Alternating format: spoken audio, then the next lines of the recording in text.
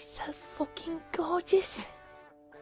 What a beauty. What are y'all doing there? Whoa, he ain't nothing. Listen, I don't ever do nothing with my hand in my downstairs department. No, stop that. That ain't canon. I was just looking at images of pretty women, that's all. Get that shit out of here. What?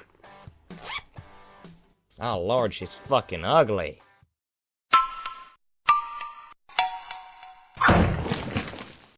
Howdy y'all, I'm Joshy, and this here is Mocked, where we take what you build, take it apart, and then take the piss. Today, we're gonna look at what's been on the back burner since the past few weeks. Nokama, Visorak Queen, by that one guy that builds stuff on mock pages. Never heard of that place before. I was sent the link to this mock by my buddy Alteron. Now the way I'm going to review this mock is based off another person reviewing mocks, Venom of TTV, which means I'll judge 3 core attributes of the mock: its looks, its build, and the story and ideas that went into or came out of it. And since I'm the one judging, this is my opinion, and if you have something different to say about it, good on ya! So shall we then? Yep, it's one of those. High heels and all. Well, let's go over this then. This mock is humanoid with very good proportions in regards of arm, leg, body composition, albeit the limbs look a little too short. The color scheme is kept consistent in grey, black, and different blues, although I'm not sure how well the Gurak's metallic blue looks in person when combined with the dark Metru blue, and I can't dance around it any longer. Fuck me. Nuva boobs and high heels. It's your average female mock, and I hate to spoil a part of the build here, but I should address it if you haven't already noticed. The torso is based heavily off our girl Rodaka. You know, the one official Bionicle said to have boobage, next to Axonn with his Bara titties. I mean, with the Rakshi heads for tits, it looked slightly human-ish, and here, Nokama practically has breasts emerging from her collarbone. And in general, the Rakshi foot added to the front makes it look like her head is very far back compared to her torso. And that means something when we have a head as elongated as a Hordika head, resting atop of these shoulders. At least with that Rakshi foot, her torso retains the shape of a Toa Hordika's, which is kind of a nice touch. The other thing I mentioned earlier are the high heels, or high-heeled boots, I guess, since her lower legs are black entirely. I wouldn't call myself an expert on shoes. Fuck no, keep shoes away from me.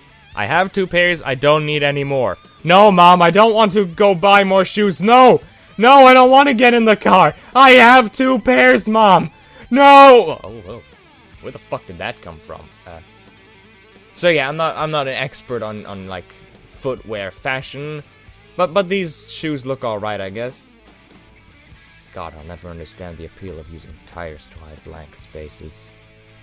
One thing that does bother me about them is that they make the legs look especially stubby. If you look closely, you can see that. And her weapons are basic but cool. These blades that go like along the arms, fuck if I know what they're called. These have always had a certain charm to me, and I like how the builder made it look like she was holding them by some sort of handles by making an axle poke out the other end of the hand. That's a lovely detail, I like that. Build-wise, there's not much to be said, since, as I said before, the torso is Rodaka's, with a few alterations in armoring, and on the limbs, what you see is what you get. So if I were to analyze and critique anything about the torso's build, I wouldn't say anything about the mockist skill, but rather about the set designers, and that's not what this show is about, so let's look at the most original part here, the boots. As good as they look, they offer little surface, and with these tiny heels, it must be very hard to balance this mock for poses. Well, it outright says that on the page for the mock. I think one problem here is that the front of the foot, which has the most surface, is attached to a Borak foot via ball joint, which means it's not fixed, and that means it might bend and make the poor girl just topple over. There's a reason the feet of Titan sets usually have the proportions of characters in a yaoi manga, to give them surface to support their weight and height on. And that's why I don't get people building feminine marks the size of a bad dragon diddledo and giving them 4 surfaces the width of a knitting needle to balance on. Now, story-wise, this mark seems to be an alternate outcome for the Toa Hordika, as Nokama ends up stronger than ever, becoming the queen of the Bogarak, and wanting to rule over all Visorak breeds. Good lord, and I thought Vakama's face heel turn came out of nowhere. I think she achieved her goal of wanting to get rid of Rodaka. She has successfully become Rodaka after all. Just with round neck tits instead of skull boobs. And further down, we see what I spoiled early in the video. Rodaka's body build and the heel boots! I don't know why you needed to shout there, but sure, it's heel boots! For a girly look. Because every female mark needs Nuba boobs and high heels apparently. I guess it's in the rulebook of being an unoriginal shit with a fuck ton of parts. Now I should cut the guy some slack since it's his first feminine mark, but his other marks don't look half as unoriginal and seem to have more effort put into them.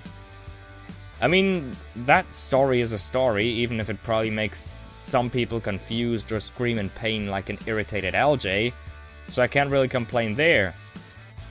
And now that we got this shitfest out of the way, it's time to give the scores! This mark's looks get a 5 out of 10. Not too shoddy, but not that good either. And I'm already giving sympathy points here for this being the creator's first female mark. It's terribly bland and anatomically odd with the proportions and positions of some body parts looking painful, like the head which is very far back and the very high boobage. At least the colors are good and the metallic Rakshi parts give some accenting to the whole thing, though that color could have been spread out a bit better.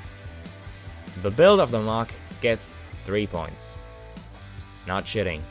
The core of the mark, the torso, is a barely modified Titan's torso. Nokama can't be balanced well, and the most custom and complex part of this mark are the legs. And the legs are 1/3 of the mark's overall body parts. The story sounds like a shitty alternate storyline to 05, and the idea behind creating the mark is basic, but met. He wanted to make a female mark. It looks kind of female and kind of like Nokama Hordika due to the head, I guess. So I can give that a 5 out of 10. 6 out of 10. This gives us a final score of 14 out of 30. Can I say any more than what I've already said? That one guy who does the building of this stuff needs to use his male bionicle mark's creativeness and effort and put it into a female build. And not do the most generic female Titan there is. That being the only female Titan there is. Now maybe if he sees this, he'll step up his game a little. But that's all I can hope for. Oh well, now that I got this off the back burner, it is time to look for new mocks to review, be they good or bad. And maybe they're yours. If you post on the TTV message board's Lego creation section or Bionicle.com's gallery. And if you want a mock to be reviewed, be they yours or someone else's mocks, shoot me a tweet or a DM on Twitter, maybe I'll choose one or put it on the back burner. Just include a link to the mocks page, wherever that may be. Not like anyone's gonna tweet mocks at me to review anyway, so why do I even bother? And with that episode of self-loathing, I end this episode of Mocked. And so I say,